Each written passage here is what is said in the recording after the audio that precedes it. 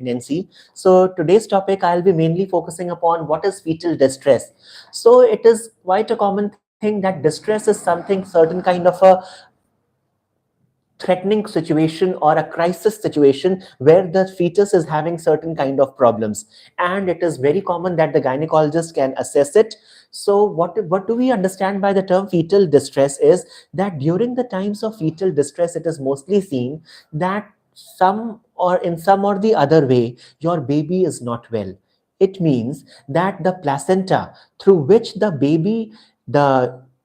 fetus is receiving the blood as well as the nutrients and oxygen supply through the placenta, the fetus is receiving. So there is occurring some kind of a problem that the fetus is not receiving the adequate amount of the oxygen and the blood supply through the placenta. So most of the times it is mostly seen that throughout the entire pregnancy the fetal distress is not there, but it can be seen in certain special cases if a medical condition is associated to certain mothers. And apart from this, this fetal distress is also seen when the child is not receiving the appropriate or the exact amount of oxygen what is needed by the fetus. So and during the chances, it is mostly seen that during the period of childbirth, at the times of the labor pains, the fetus is in distress. Why? Just because it is due to the premature, the rupture of membranes, whatever the in the membranes the child is lying, and there is water break, that is the amniotic fluid breaks. So at that time when the water break is there before the labor pains onset has started, so at that time, there is a possibility that the fetus is not receiving the exact amount of oxygen and nutrients what is needed by it. So if there is a premature rupture of membranes and water breakage is there of the pregnant mother without the actual onset of the labor pains, this a situation of fetal distress is mostly seen, and at that situation your gynecologist will suggest you that you must opt for a cesarean section. So there are various phenomena what can be associated to fetal distress, and how one can quickly know about. The pregnant mother should be very easy, should be having the knowledge as to how she is assessed that whether the baby is having certain kind of a distress or not, or whether it is alarming for the pregnant mother or not. So in order to assess the fetal distress, it is very important that the pregnant mother, if she is feeling certain kind of a decreased fetal movements, so if the child is kicking less, there is kicking and the quickening movements of the child, if she is not observing it more frequently, or if she has crossed beyond the date of the expected date of delivery, if it is a 32 weeks of period and all of a sudden she feels that without after 32 weeks of gestation, if she feels that without the presence of labor pains, the water breakage is there. In certain cases, the umbilical cord, it also descends down through the cervix. So it is another factor what causes the fetal distress. And doctors, how are the gynecologists going to assess this fetal distress? It is through the abnormal heart rate. So whatever the usual normal heart rate of the that fetus is there, it is being constantly monitored in order to assess that whether the fetus is really in distress or not. The monitoring of the heart rate is very important, because during the times of fetal distress, the fetus is having an abnormal heartbeat, and when doctors they look for the amniotic fluid, so in amniotic fluid there is the fecal discharge in the form of meconium, it can be found.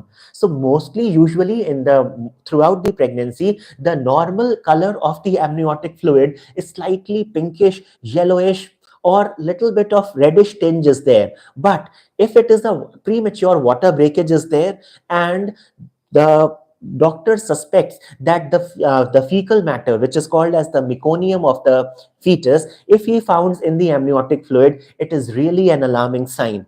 Apart from this, how is the pregnant woman who's going to how what are the symptoms what the pregnant woman can look for if her fetus is having some kind of a distress? So the most common symptom what the mother can expect is that there is a decreased fetal movement. The fetus, the quickening movements, the kicking of the fetus in the earlier times, she should be very much prompt in assessing, and she should try to assess that whether the the fetus what is there inside her womb, it is doing the proper fetal movements are there or not. And if she is unable to detect proper fetal movement, she should immediately consult the gynecologist. Apart from this, such a pregnant woman whose fetus is in distress might experience certain kind of a maternal cramps. So these maternal cramps, they are mostly seen in the lower abdomen. And when looking at the age risk, that the risk factor where the fetal distress chances are more, it is mostly seen in the old age, in the elderly, not old age actually, it is the elderly age group, the pregnant women, because after the age of 35, more than the maternal age, which is more suspected, which is more likely to have fetal distress during the times of pregnancy, it is the maternal age which is more than 35.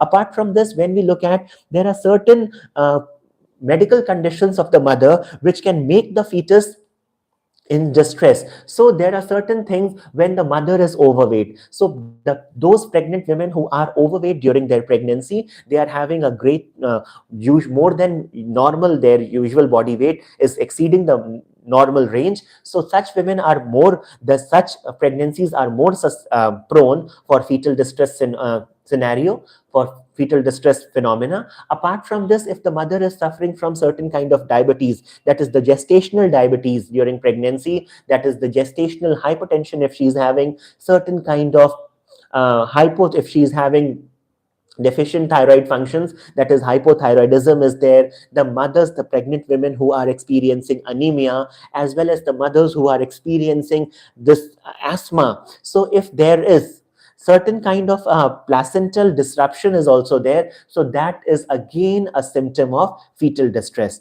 So in a short, I have tried to summarize and what are the how the doctor is going to assess the fetal heart sounds. So it is very, very important that the doctors at times, just whether the fetus is in distress or not, the doctor is going to assess it by monitoring the fetal heart sound. So there are basically two methods: either the doctor can do the auscultation of the fetus intermittently, or electronic fetal monitoring is there, or the doctor can even go for the cardiac topography, that which is also called as the CTC. In certain conditions, the doctors may also need to assess that the amount of the amniotic fluid in which the baby is constantly there, this amount of amniotic fluid is also it also needs to be assessed. And the amniotic fluid, the doctor, the amount of the amniotic fluid in which the fetus is present, that also needs an assessment. So students and viewers, if this was a very short video where I've tried my level best to simplify,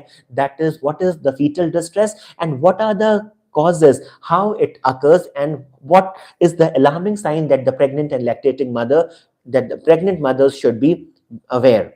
So viewers, if you are new to this channel, you haven't subscribed, and if you still have any queries or comments, you are most welcome to comment me in the comment section. If you like this video, give this video a thumbs up, and thank you for watching.